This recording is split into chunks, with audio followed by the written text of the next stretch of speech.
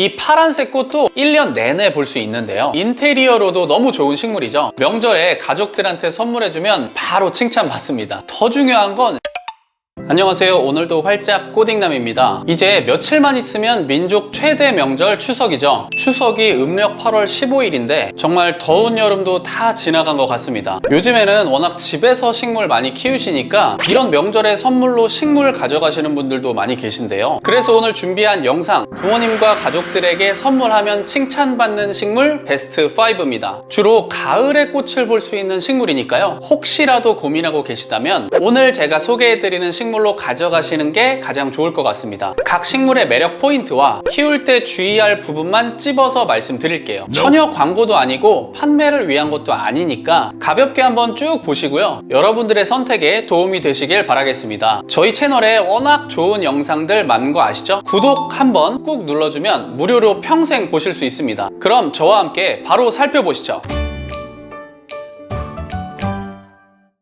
첫 번째로 말씀드릴 식물은 마타피아라는 식물입니다. 사실 실제 이름은 좀 길어요. 자트로파 인테게리마라는 이름을 갖고 있습니다. 제가 이 식물을 소개해드리는 이유는 특히 빨간 꽃 때문인데요. 거의 연중 내내 볼 수 있습니다. 보통 늦봄부터 11월, 12월까지도 꽃을 보여주니까 연중 내내 맞죠? 저는 개인적으로 메인 계절은 가을이라고 생각합니다. 햇빛도 잘 들고 좀 따뜻한 곳에 두면 계속해서 꽃을 보여주는데 날씨 좋은 가을이 그 조건에 딱 맞잖아요. 일단 초록색 잎이랑 빨간 꽃이 너무 잘 어울리고 이렇게 꽃을 가만히 바라보면서 멍 때리기에도 너무 좋습니다. 제가 그랬었거든요. 마타피아는 더운 지역 식물이라 건조함은 잘 견디지만 너무 낮은 온도에는 좀 약한 모습을 보입니다. 근데 뭐 집안이 그렇게까지 추울 일이 있나요? 그래서 실내에서 키우시기에 괜찮은 식물입니다. 잎들이 떨어진다거나 상태가 좀 안 좋아 보이면 좀 더 따뜻한 곳으로 옮겨주시고 물 스프레이 해주시는 것도 도움이 됩니다. 건조하고 춥지 않은 가을에 딱 맞는 식물이죠. 초록잎을 보다 보면 꽃을 또 피워주니까 전혀 지루하지 않은 그런 식물이기도 합니다. 두 번째 소개해드릴 식물은 남천이에요. 사실 남천은 많이들 알고 계시죠? 이런 평범한 걸 소개한다고? 하시면서 나가지 마시고요. 제가 이 식물을 가져온 이유는 가을이기 때문에 가져왔습니다. 남천은 제가 지난 영상에서도 말씀드린 적이 있는데요. 열매도 가을에 열리고 잎이 붉어지기 시작하는 것도 가을이기 때문에 도저히 제가 소개를 안 드릴 수가 없었습니다. 지난 영상에서 붉은 잎 보고 싶다고 찬바람에 막 노출시키면 안 된다고 말씀드렸는데 이제는 가을이니까 자연스럽게 붉은 잎을 볼 수 있습니다. 남천도 마찬가지로 너무 추운 날씨에는 피해를 볼 수 있지만 웬만하면 베란다에서 키울 정도로 키우기에도 나쁘지 않은 식물입니다. 또 하나 장점이 있다면 겨울과 추위에 강한 편이라서 봄에 다른 식물들보다 빨리 잎과 새싹을 보여주는 식물이라는 점입니다. 여러분 저온처리라고 하죠? 식물의 생장을 위해서 일부러 식물을 추위에 노출시키는 건데 보통 이런 추위에 강한 식물들은 자연스럽게 저온 처리가 되면서 봄에도 좀 더 빠른 생장을 보여주는 것이죠. 이런 여러 가지 면에서 남천도 가을이나 명절 선물로 너무 좋습니다. 다음은 다이아몬드 프로스트라는 식물입니다. 벌써 이름 자체가 예쁘죠? 멀리서 보면 좀 큰 안개꽃 느낌도 나는 그런 예쁜 식물입니다. 이 식물도 마타피아처럼 예쁜 꽃 때문에 제가 가져왔는데요. 다이아몬드 프로스트 또한 연중 내내 꽃을 볼 수 있는 식물입니다. 꽃이 한번 피면 오래가는 편인데다 지고 피고 지고 피고를 반복하니까 이만한 선물용 화분도 없다는 생각이 듭니다. 일단 이론상으로도 꽃은 봄에서 가을까지니까 지금 선물하셔도 너무 좋겠죠? 더 중요한 건 실내에서는 겨울에도 꽃을 볼 수 있다는 점입니다. 이 식물은 겉에서 보기엔 뭐랄까 좀 연약한 느낌을 주기도 하는데요. 실제로는 굉장히 강한 편입니다. 경험상 예민하지 않아서 적응력도 좋고 생명력도 강한 편이라 여러분들이 실내에서 키우시기엔 큰 문제가 없을 거예요. 개인적으로는 오히려 음지에서도 잘 자라주는 편이라 음지식물 관심 있으신 분들에게도 추천하고 싶은 식물입니다. 물론 햇빛이 있는 곳이라면 더 좋겠지만 빛이 약한 곳이나 반음지 장소 이런 데에서도 충분히 키울 수 있는 식물입니다. 물은 겉 흙이 마르면 그때 충분히 주시면 되고요.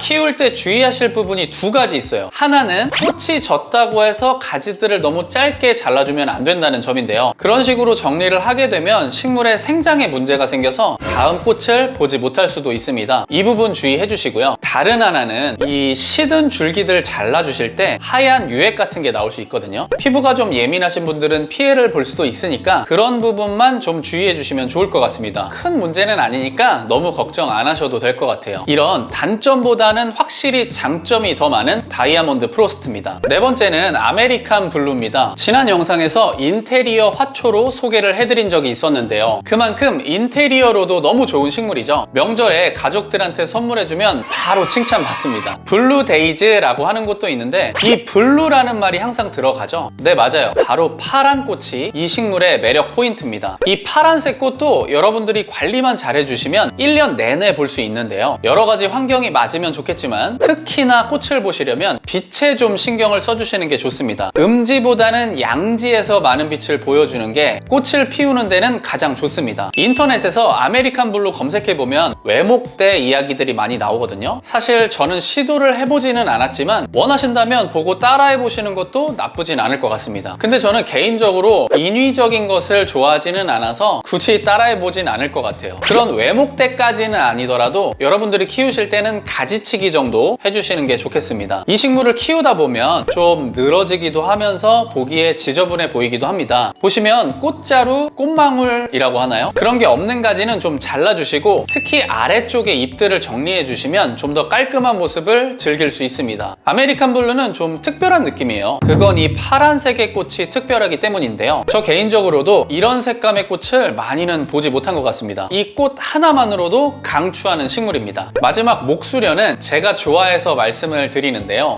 수련목이라고도 하는데 사실 꽃도 꽃이지만 뭔가 이 잎과 줄기가 나무 같은 느낌이 들어서 더 좋아하게 됐어요. 이 꽃도 온도만 잘 맞고 환경이 좋다면 1년 내내 피기도 합니다. 주로 봄에서 가을 사이에 핀다고 하더라고요. 수련목은 그냥 이렇게 짧게만 소개를 해드리려고 하는데요. 만약에 키우신다면 추위에만 좀 주의를 해주시는 게 좋을 것 같습니다. 주변에서도 동해나 냉해로 피해를 보신 분들이 좀 계시더라고요. 아마 오늘 소개해드린 식물 중에서 제일 꽃이 크죠? 꽃과 나무 느낌 모두를 원한다면 이번 기회에 우리 집 분위기에 맞는 수련목, 목수련을 갖다 놓으시는 것도 개인적으로 너무 좋은 선택이라고 생각됩니다.